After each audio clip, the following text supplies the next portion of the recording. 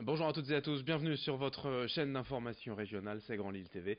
On ce lundi 24 septembre, un tour complet de l'actualité du jour près de chez vous, avec d'abord vos prévisions météo et le retour du soleil annoncé en ce début de semaine dans la région. Encore quelques passages nuageux ce matin, mais tout va se dissiper rapidement par l'est dans la journée.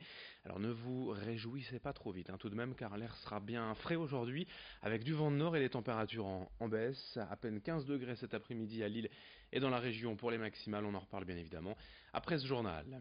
À la une en image, après la multiplication ces derniers mois des actes de vandalisme perpétrés contre des commerces de bouche dans la métropole lilloise, deux associations véganes avaient prévu une nouvelle action pacifique ce week-end en France et dans la région, une mobilisation pour la défense de la cause animale. En réponse et face aux craintes de débordement, le syndicat des bouchers, charcutiers, traiteurs du Nord a eu recours à une société de sécurité privée afin de poster un agent devant chaque commerce qui le souhaitait.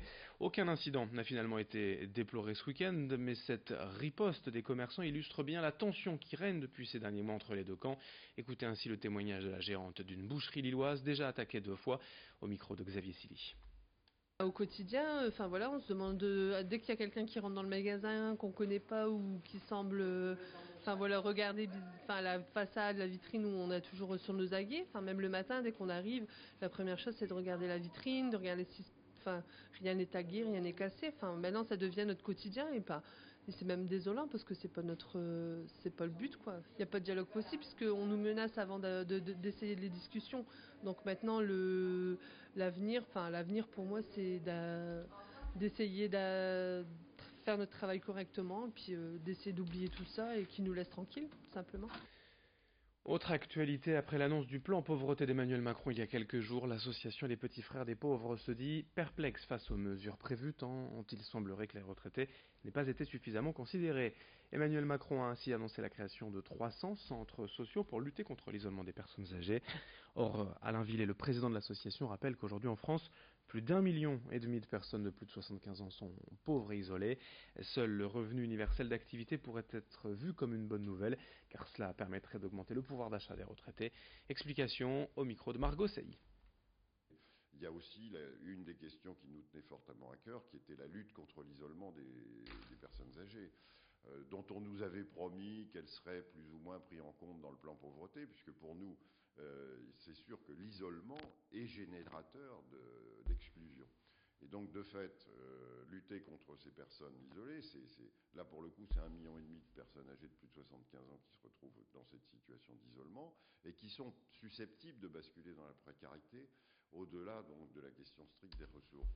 Et on s'aperçoit que là aussi, ces personnes n'ont pas été prises en compte puisque la seule mesure, c'est la mesure numéro 17, pour être précis, du plan, qui dit qu'effectivement, on veillera à lutter contre l'isolement, mais la mesure qui est avancée, c'est on va créer 300 centres sociaux. Nous nous évertuerons pendant toutes ces périodes de négociation à la fois de ce revenu universel d'activité et de la mise en place du plan, à ce que ces personnes ne restent pas les invisibles, qu'ils sont malheureusement aujourd'hui de façon évidente. Dans cette édition également sur Grand Lille TV, le grand angle de la rédaction, alors qu'Octobre Rose approche dans une semaine.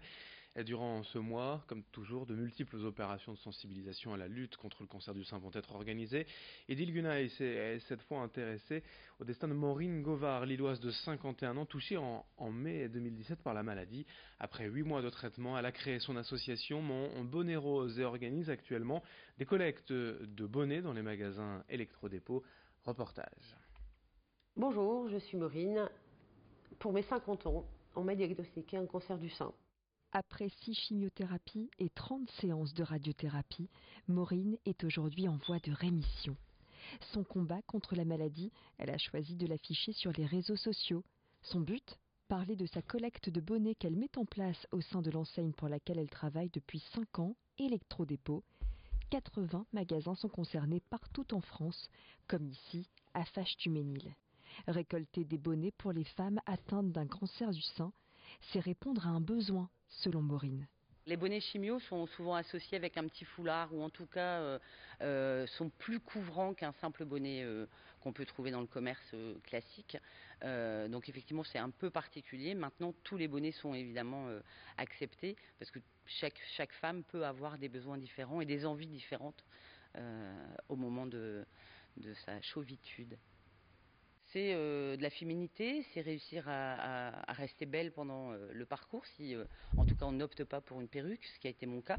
C'est également un bonnet nuit, parce que la nuit, bizarrement, décompose notre tête sur l'oreiller. C'est très très particulier, c'est très frais, c'est très désagréable. Donc voilà, c'est différents petits bonnets dont on a besoin.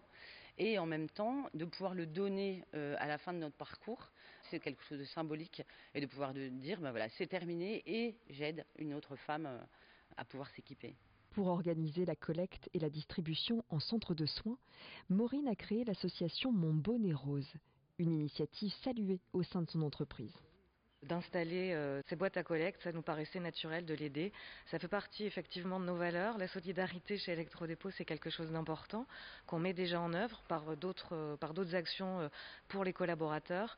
C'était dans la continuité simplement de la solidarité. Par le biais de son association, Maureen a encore de nombreux projets pour aider ces femmes au parcours similaire. C'est un mot qu'on utilise de temps à autre, c'est ce qui est la résilience. Effectivement, essayer de tourner, ou en tout cas de rebondir de façon positive après une épreuve pareille. Bonnets, perruques ou foulards sont les bienvenus dans ces petites boîtes roses. Autant d'accessoires pour rester forte et belle face au cancer. Et ce mois d'octobre rose, bien évidemment, on en reparlera largement quand il sera temps, dans quelques jours, dans une semaine, lors du début du mois d'octobre. On termine avec deux résultats de sport. D'abord en football, vous l'avez peut-être noté, la victoire, une de plus en ce début de saison pour le LOSC. C'était samedi soir à domicile, 2-1 face à Nantes, Lille, deuxième au classement de la Ligue 1.